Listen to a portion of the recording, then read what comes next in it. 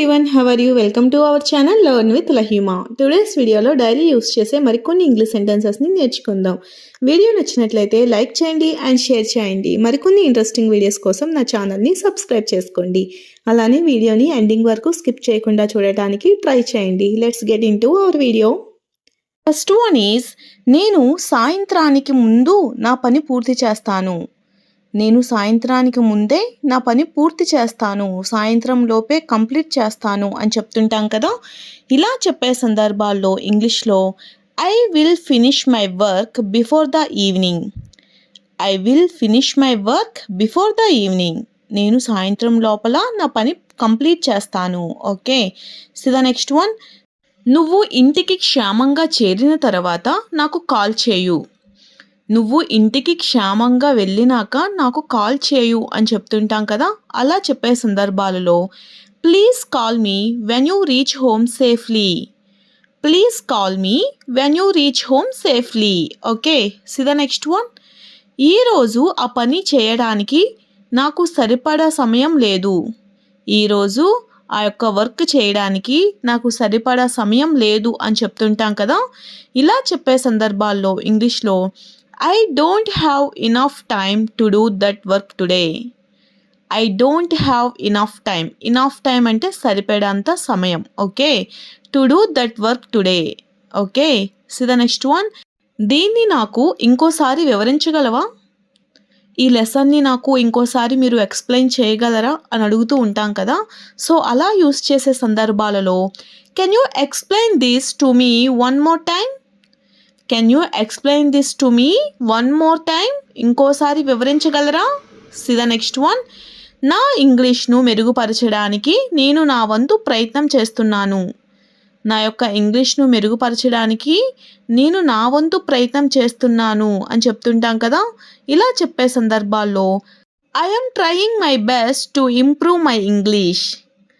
I am trying my best to improve my English. Okay, so the next one, మనం ఎప్పుడు తల్లిదండ్రులను ఉపాధ్యాయులను గౌరవించాలి. మనం ఎప్పుడు కూడా తల్లిదండ్రులను ఉపాధ్యాయులను గౌరవించాలి అని చెప్తుంటాం కదా.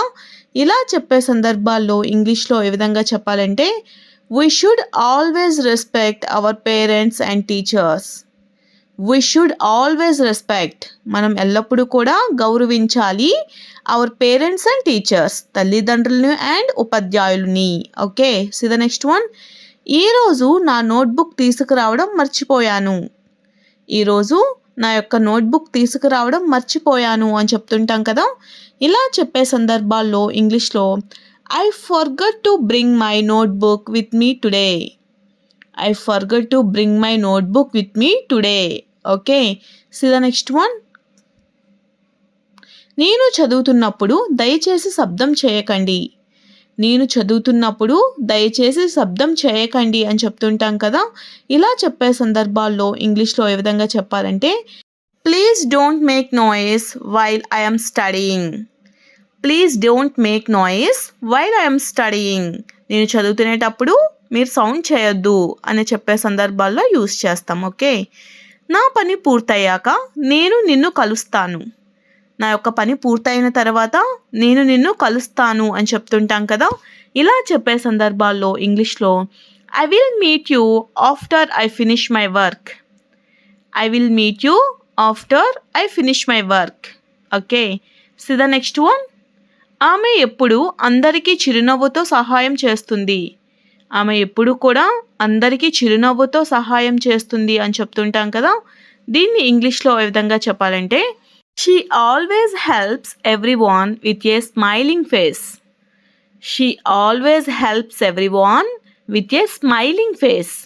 ఆమె ఎప్పుడు కూడా అందరికీ చిరునవ్వుతో సహాయం చేస్తుంది అని అర్థం. Okay, so the next one, ఈ వారాంతంలో మా తాతయ్య అమ్మమ్మను కలవాలని మేము ప్లాన్ చేస్తున్నాం. ఈ వారాంతంలో, ఈ వీకెండ్లో మా తాతయ్యను అండ్ అమ్మమ్మను కలవాలని మేము ప్లాన్ చేస్తున్నాం అని చెప్తుంటాం కదా.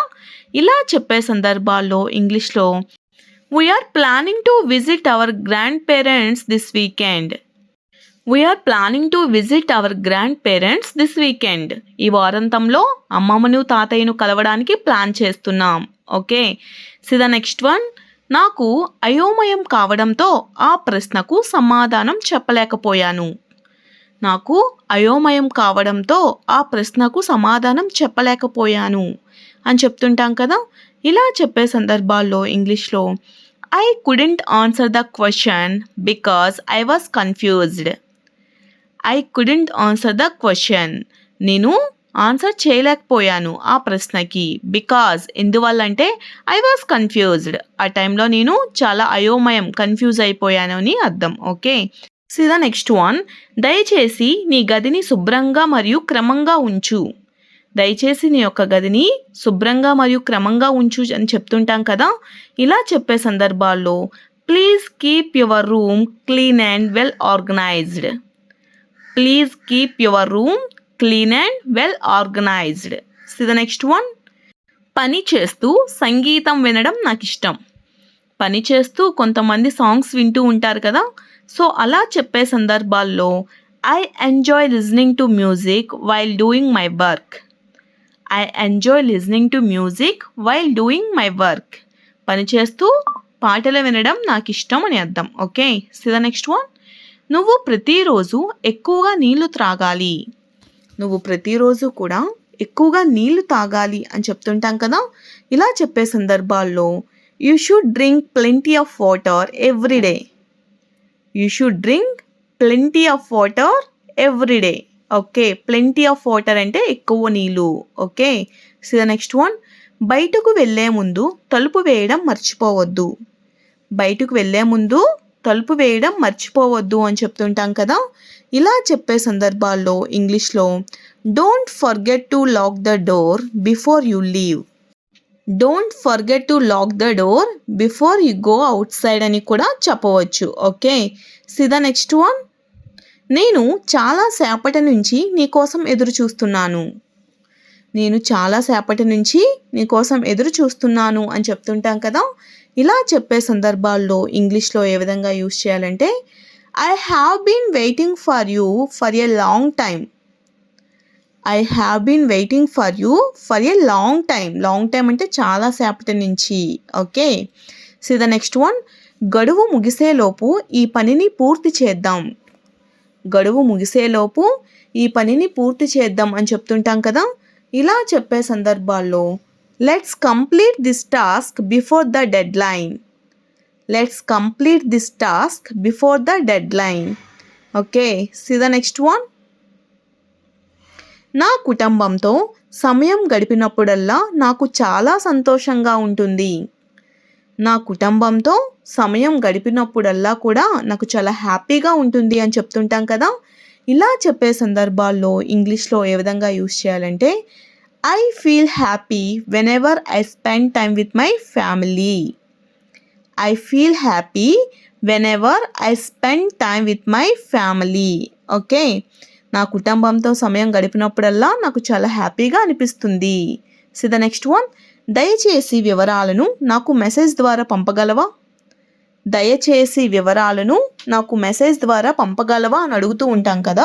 దీన్ని ఇంగ్లీష్లో could you please send me the details by message. Could you please send me the details by message. చాలా పొలైట్గా రిక్వెస్ట్గా అడిగేటప్పుడు మనం కుడ్ యూస్ చేస్తాం. Okay, thanks for watching. If you like this video please do like, share and subscribe guys. Thank you.